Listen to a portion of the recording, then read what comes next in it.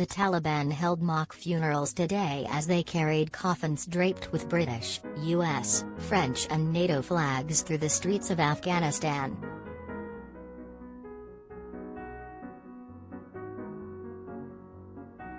Celebrations began in the country after the last US troops left, marking the end of a 20-year war.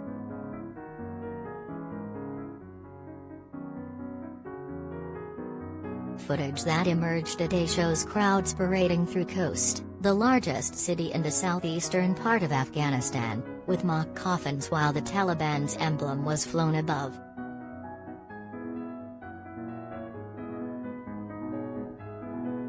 Huge crowds surrounded the coffins in the city, where just 2 weeks ago an anti-Taliban protest took place.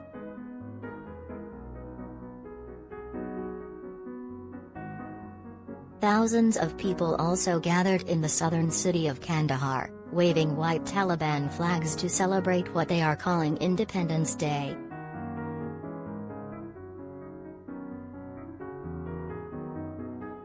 Another clip distributed by the Taliban showed fighters entering the airport after the last US troops flew out on a C-17 aircraft a minute before midnight.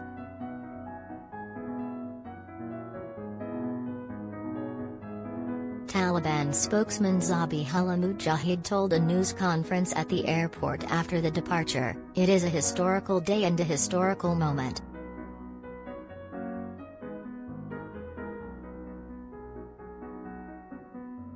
We are proud of these moments, that we liberated our country from a great power."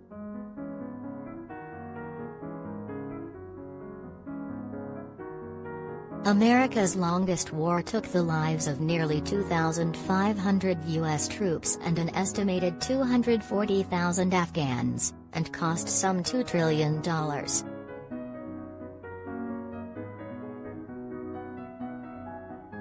More than 123,000 people were evacuated from Kabul in a massive but chaotic airlift by the United States and its allies over the past 2 weeks, but many of those who helped Western nations during the war were left behind.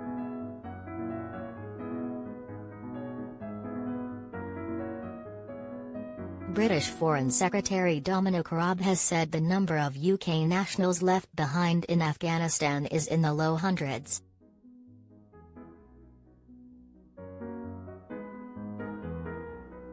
The cabinet minister said he was unable to give a definitive figure on how many Afghans the UK had failed to airlift to safety after the Taliban seized power.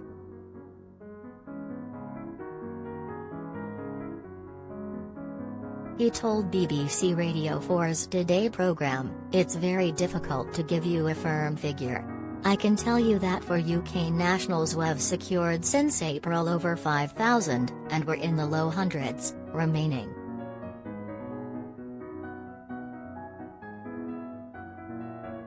In Kabul, there was a mixture of triumph and elation on the one side as the Taliban celebrated their victory, and fear on the other.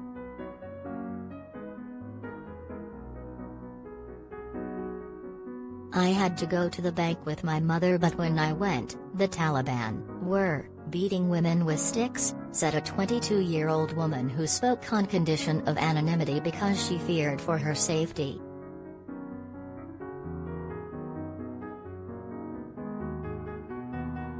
She said the attack occurred among a crowd outside a branch of the Azizi Bank next to the Kabul Star Hotel in the center of the capital.